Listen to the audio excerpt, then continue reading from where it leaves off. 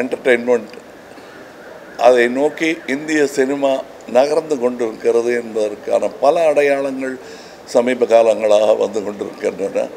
அவற்றில் ஒன்று நாக் அஸ்வின் அவர்களின் கல்கி என்று நான் நினைக்கிறேன். இல்லை ஆடியன்ஸுக்கு தெரியாதுன்னு சொல்கிறது, ஜனங்கள் இப்படித்தான் சொல்கிறதெல்லாம் வந்து இயலாதவரின் கூற்று.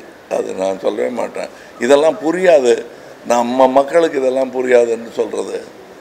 அது எப்படி பாட்டு இல்லாத ஒரு ஜேம்ஸ் பாண்ட் படத்தை கூட்டமாக போய் பார்த்துட்டு வர்றாங்க. வணக்கம். இப்போ தான் நான் கல்கி படம் பார்த்துட்டு வரேன்.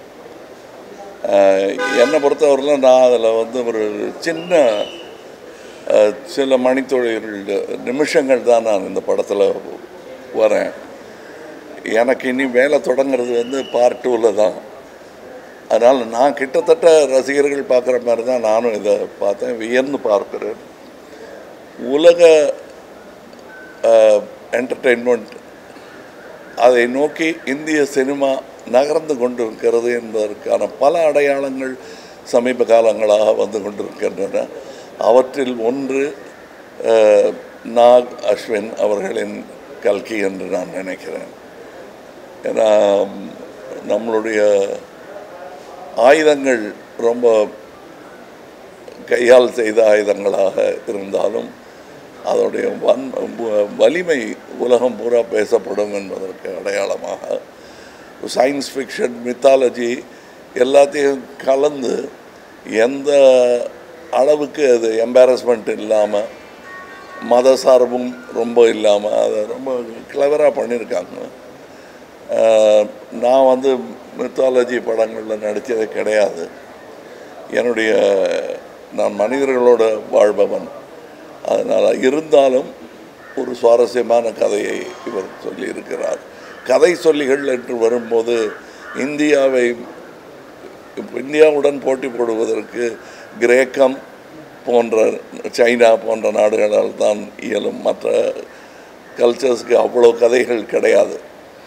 அந்த கதைகளிலிருந்து செலக்ட் பண்ணி செதுக்கி எடுத்து ஒரு ஜனரஞ்சகமான படத்தை உருவாக்கி இருக்கிறார். ரொம்ப பொறுமையுடன் அதை வந்து எல்லாரையும் பொறுமையுடன் அழைத்து வரவழைத்து அவங்கள இதில் பங்கெடுத்துக்க வச்சுருக்காங்க. அமித்ஜியெல்லாம் வந்து எந்த பட்டியலில் சேர்க்கறது, இளம் நடிகர்கள் பட்டியலையா இல்லை பழம் நடிகர்கள் பட்டியலில் சேர்க்கறதாங்கிறதுல குழப்பம் வர்ற அளவுக்கு அவ்வளோ பிரமாதமாக பண்ணியிருக்காரு. இதில் வரக்கூடிய இது வந்து ரெகுலர் ஒரு ஆந்திராவில் இருந்தோ அல்லது வடநாட்டில் இருந்தோ ஒரு படம் வரும்போது ஒரு டியூட் எத்தனை இருக்குது, ஃபைட் எத்தனை இருக்குதுன்னு, இதில் டியூட் எத்தனை இருக்குதுன்னு கேட்டால் இல்லைன்னு கூட தைரியமாக சொல்லலாம். ஆனால் ஃபைட்ஸ் எக்கச்சக்கமாக இருக்குது. இது குழந்தைகளை எண்ணி எடுக்கப்பட்ட படம் மாதிரி தான் எனக்கு தெரியுது. நீங்கள் என்ன தாடியில் கொஞ்சம் வெள்ளை தெரியுது, நீங்கள் குழந்தைகள் படத்தை ரசிக்கிறீங்கன்னா எல்லாருக்குள்ளேயும் குழந்தை இருக்கிறது என்பதை நினைவுபடுத்தும் ஒரு படம். இது ரெகுலராக வர்ற பாட்டுகள் அந்த மாதிரியெல்லாம் பண்ணாமல் வித்தியாசமாக ஆனால் ஜனரஞ்சகமாக செய்திருக்கும் ஒரு முயற்சி. இந்த முயற்சியில் என்னாலும் கைகோர்க்க முடிந்தது என்பதில் மகிழ்ச்சி.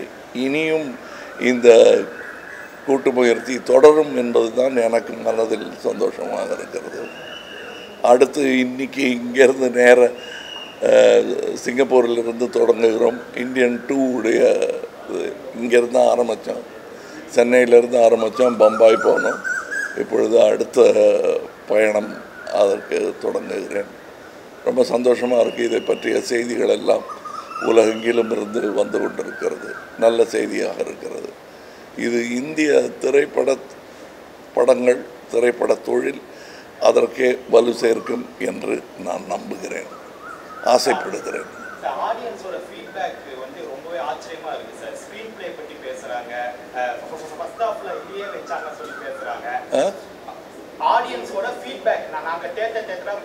சொல்லுங்க, நீங்க சொல்லி ஃபீட்பேக் ரொம்பவே சூப்பரா இருக்கு. ஸ்கிரீன் ப்ளே பத்தி பேசுறாங்க, டெக்னிக்கல்ஸ் பத்தி பேசுறாங்க. பேசுறாங்க. இந்த இந்த மூவி இன்னொரு படத்தோட ஒரு சில சாயல் இருக்குன்னு சொல்லி பேசுறாங்க. ஸோ இது ஆடியன்ஸோட நாலேஜ் வந்து நீங்க எப்படி சார் பாக்குறீங்க? இல்லை ஆடியன்ஸுக்கு தெரியாதுன்னு சொல்கிறது, ஜனங்கள் இப்படித்தான் சொல்கிறதெல்லாம் வந்து இயலாதவரின் கூற்று. அது நான் சொல்லவே மாட்டேன். இதெல்லாம் புரியாது, நம்ம மக்களுக்கு இதெல்லாம் புரியாதுன்னு சொல்கிறது. அது எப்படி பாட்டு இல்லாத ஒரு ஜேம்ஸ் பாண்ட் படத்தை கூட்டமாக போய் பார்த்துட்டு வர்றாங்க. பாஷையும் புரியாமல் நல்ல டெக்னிக்கு தமிழனுக்கு புரியாதுன்னு சொல்கிறது வந்து ஏற்றுக்கொள்ளவே முடியாது.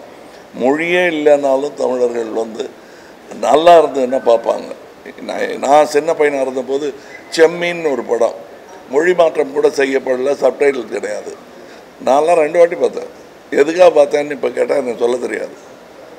ஆனால் எல்லோரும் போய் பார்த்தாங்க. சென்னையில் 100 நாள் ஓடிச்சுன்னு நினைக்கிறேன், அது ஞாபகம் இல்லை. அதே மாதிரி தான் நீங்கள் மரோ சரித்திரா என்ற படத்தை எந்த டப்பிங்கும் இல்லாமல் தெலுங்கு படமாகவே அது இங்கே ஓடி இருக்கிறது. நம்ம தான் கலைக்கு மொழியை திணிக்கிறோம். அதுக்குள்ள சினிமா என்பது தனி மொழி, அதற்கான உதாரணம் இதில் தெரிகிறது.